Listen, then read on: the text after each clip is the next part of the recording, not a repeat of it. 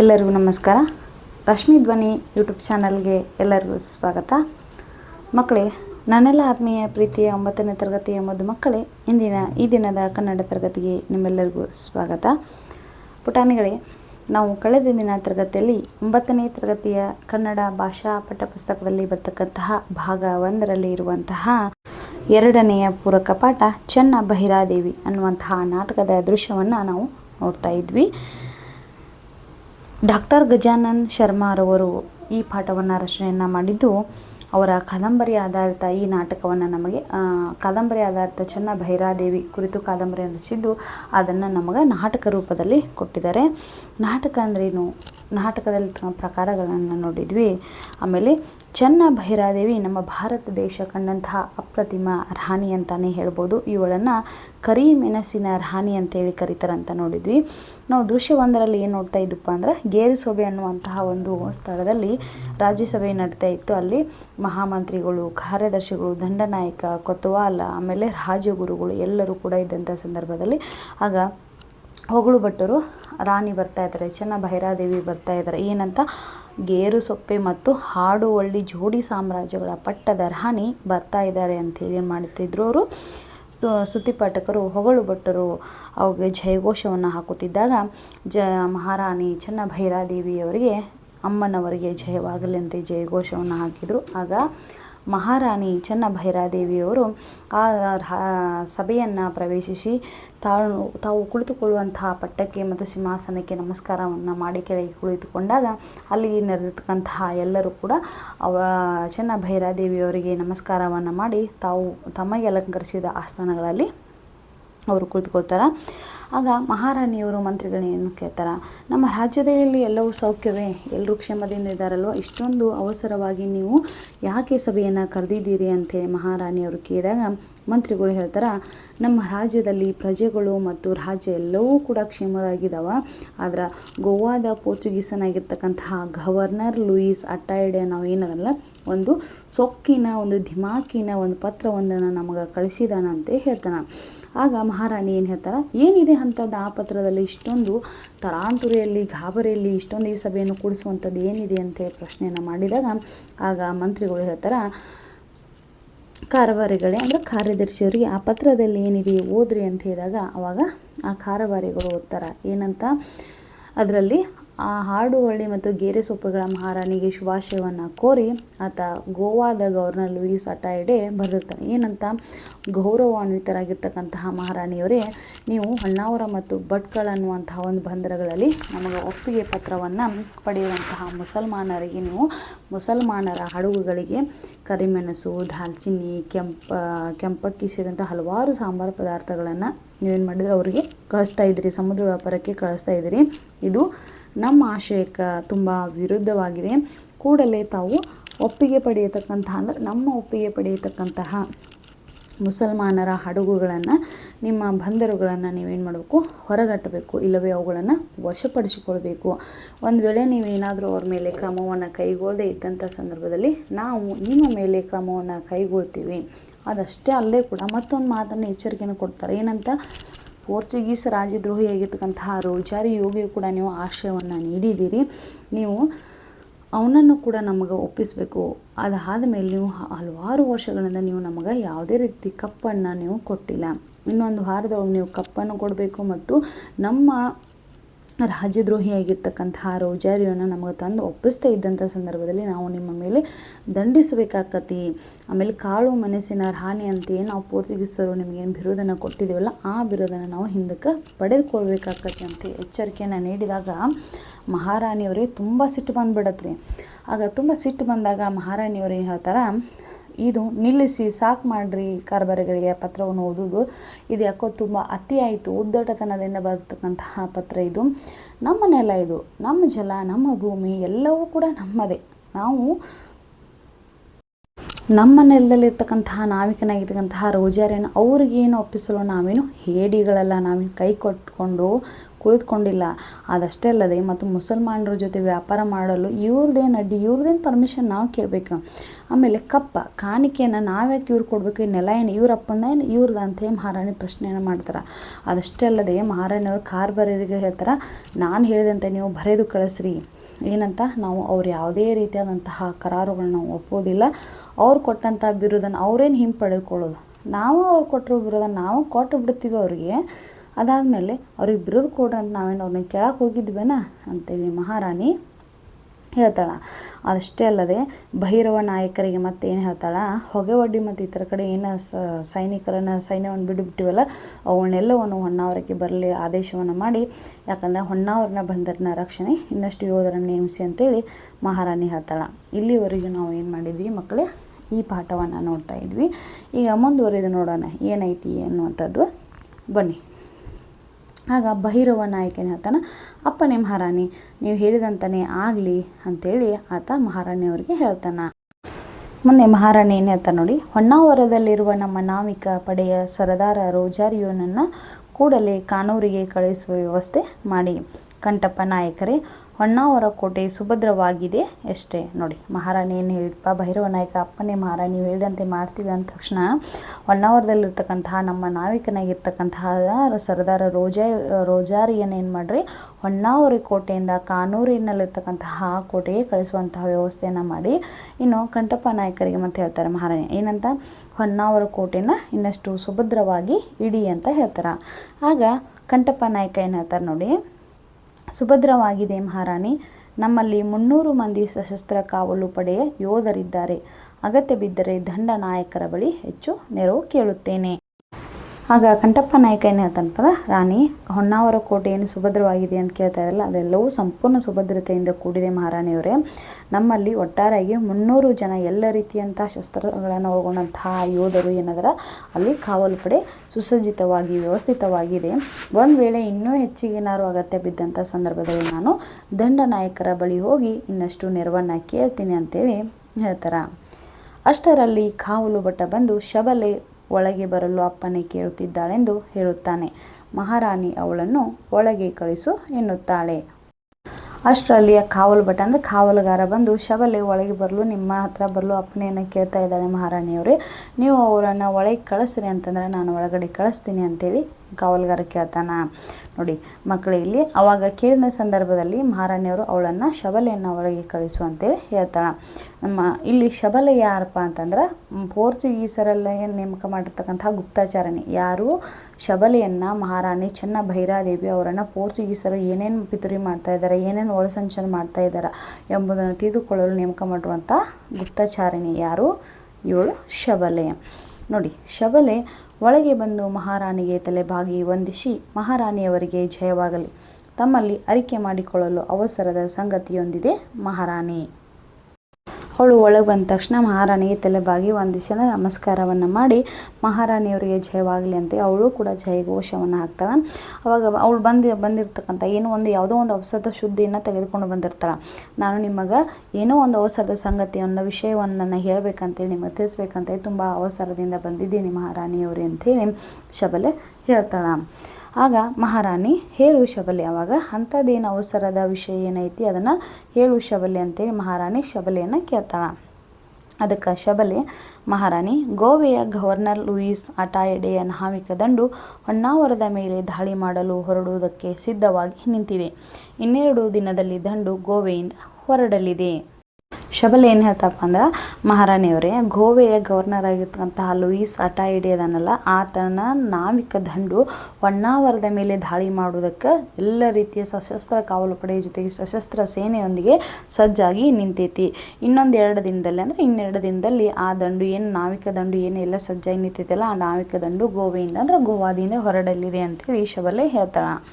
ಆಗ ಸಿದ್ಧಾಂತಿ ಮಂತ್ರಿ ಏನು ಹೇಳ್ತಾರೆ ನೋಡಿ, ಹೌದೇನು ಪತ್ರದಲ್ಲಿ ಆತ 1 ವಾರದ ಗಡುವು ಕೊಟ್ಟಿದ್ದಾನೆ ನೋಡು. ಅವಾಗ ಮಂತ್ರಿ ಏನು ಹೇಳ್ತಾರೆ, ಆತ ಇಷ್ಟೆಲ್ಲ ವ್ಯವಸ್ಥೆಯನ್ನು ಮಾಡ್ಕೊಂಡಿದ್ದಾರೆ, ಅವರು 2 ದಿನಲ್ಲಿ ಗೋವಾದಿಂದ ಹೊರಡಲಿಕ್ಕೆ ನಾವಿಕ ದಂಡು ಸೇನೆಯನ್ನು ಸುಸಜ್ಜಿತವಾಗಿ ಮಾಡ್ಕೊಂಡಿದ್ದಾರೆ. ಆದರೆ ಅವ್ರು ನೋಡಿದರೆ ನಮ್ಗೆ ಇನ್ನೂ 1 ವಾರದ ಗಡುವು ಕೊಡ್ತೀವಿ, 1 ವಾರದವರೆಗೆ ನಿಮಗೆ ಟೈಮ್ ಕೊಡ್ತೀವಿ ಅಥವಾ ಸಮಯವನ್ನು ಕೊಡ್ತೀವಿ ಅಂತೇಳಿ ಪತ್ರದಲ್ಲಿ ಬರೆದಿದ್ದಾರಲ್ಲ ಅಂಥೇಳಿ ಆತ ಪ್ರಶ್ನೆಯನ್ನು ಮಾಡ್ತಾನೆ.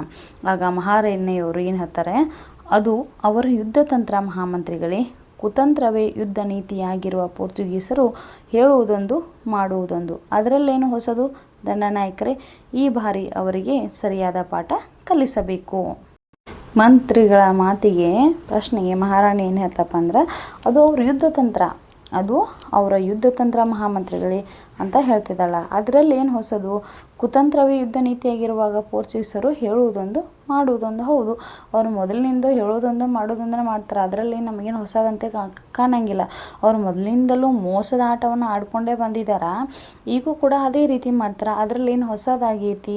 ದಂಡನಾಯಕರೇ, ಈ ಬಾರಿ ಅವರಿಗೆ ಸರಿಯಾದಂತಹ ಪಾಠ ಕಲಿಸಬೇಕು. ದಂಡನಾಯಕರೇ ಅಂತ ಈ ಬಾರಿ ಅವರಿಗೆ ಸರಿಯಾದಂಥ ಪಾಠವನ್ನು ಕಲಿಸ್ಬೇಕು. ಚೆನ್ನ ಭೈರಾದೇವಿಗೆ ನಾವು ಹೇಳೋದೊಂದು ಮಾಡೋದೊಂದು ಮಾಡಿದ್ರೆ ನಮ್ಮ ಪರಿಸ್ಥಿತಿ ಏನಾಕೈತೆ ಅನ್ನೋದು ಪೋರ್ಚುಗೀಸರಿಗೆ ಮನವರಿಕೆ ಆಗೋ ರೀತಿ ನಮ್ಮ ಸೇನೆ ಸುಸಜ್ಜಿತವಾಗಿರಬೇಕು. ಅವ್ರಿಗೆಲ್ಲ ಥರದಿಂದ ನಾವು ಪಾಠವನ್ನು ಕಲಿಸ್ಬೇಕು ಅಂತ ಚೆನ್ನ ಭೈರಾದೇವಿ ದಂಡನಾಯಕರಿಗೆ ಹೇಳ್ತಾ ಇದ್ದಾಳೆ. ಆಗ ಶಬಲೆ ಏನು ಹೇಳ್ತಾಳೆ ನೋಡಿ, ಮಹಾರಾಣಿ ಅವರು ಯುದ್ಧಕ್ಕೆ ಸಿದ್ಧರಾಗಿರುವುದು ಎರಡು ಉದ್ದೇಶಕ್ಕೆ. ಒಂದು, ನಮಗೆ ಸಹಾಯ ಮಾಡಿದ ತಪ್ಪಿಗೆ ರೋಜಾರಿಯೋನನ್ನು ಪೋರ್ಚುಗಲ್ಲಿಗೆ ಒಯ್ದು ದಂಡನೆ ನೀಡಲು. ಇನ್ನೊಂದು, ನೀವು ಮತಾಂತರಕ್ಕಾಗಿ ಬಂದ ಮಿಷನರಿಗಳಿಗೆ ಅವಕಾಶ ನೀಡುತ್ತಿಲ್ಲವೆಂದು ನಿಮ್ಮನ್ನು ಬಂಧಿಸಿ ಗೋವೆಗೆ ಒಯ್ಯಲು.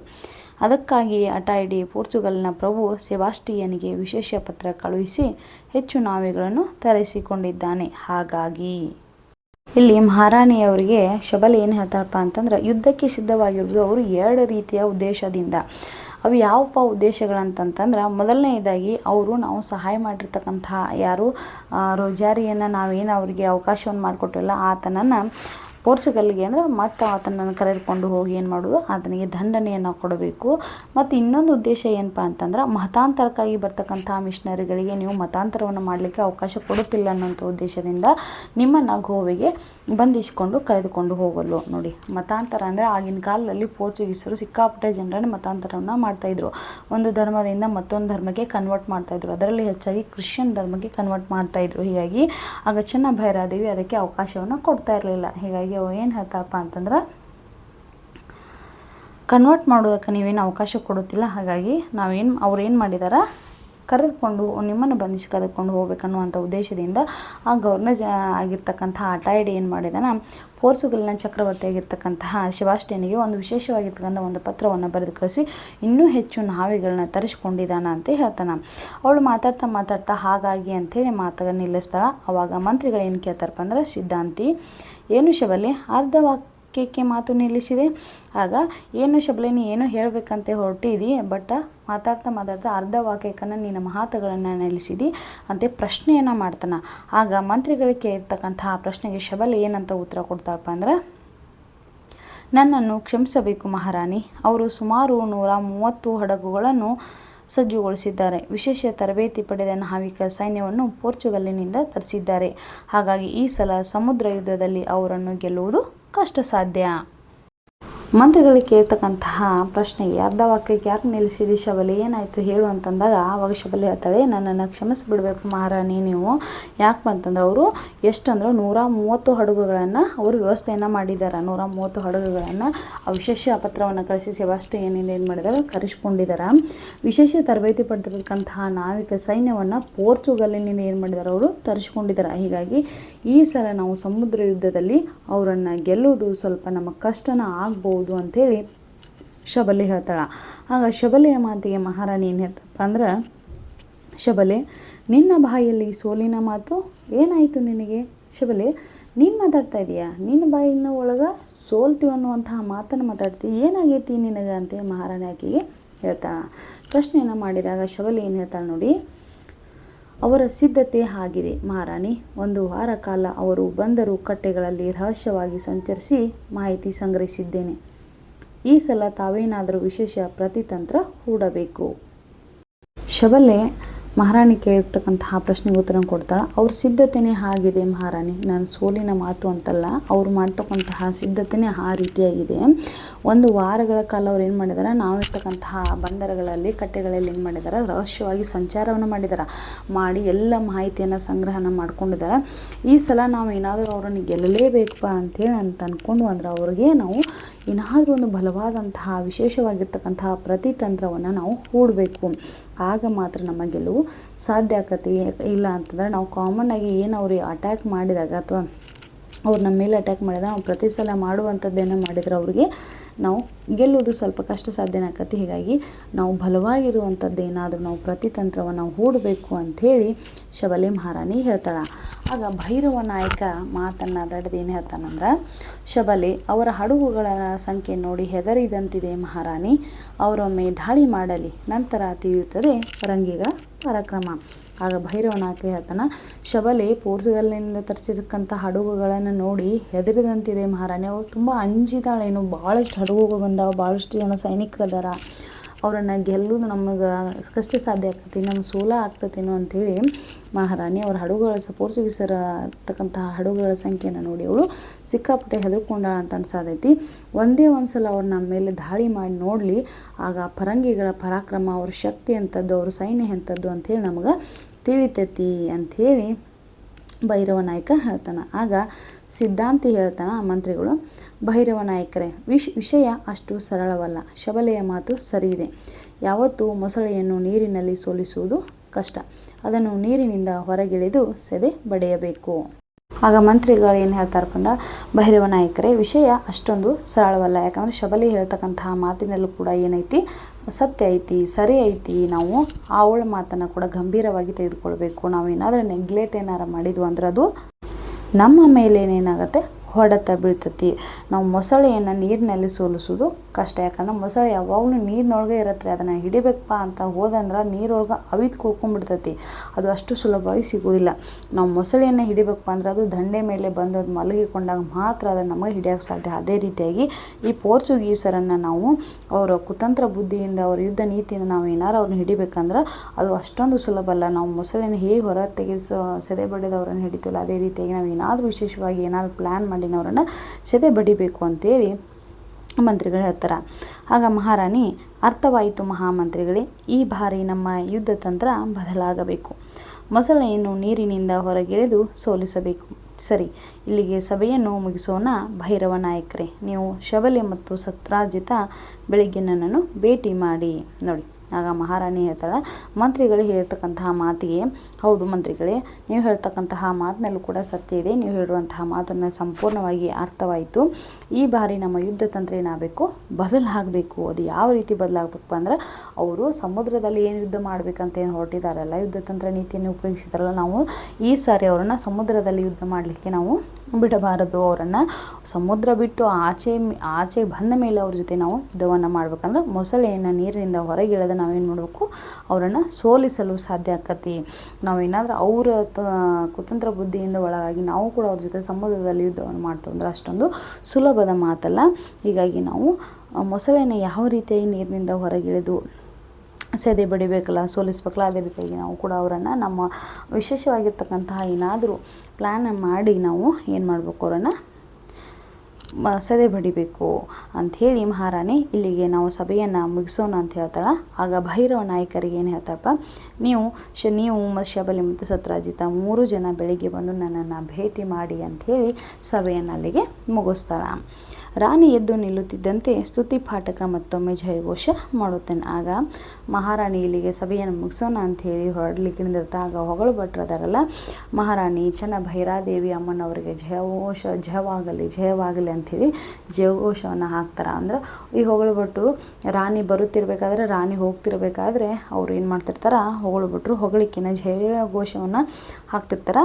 ಅದೇ ರೀತಿಯಾಗಿ ಮಹಾರಾಣಿ ಹೋಗ್ತಿದ್ದಂತೆ ಅವರು ಜಯಘೋಷವನ್ನು ಹಾಕ್ತಾರೆ.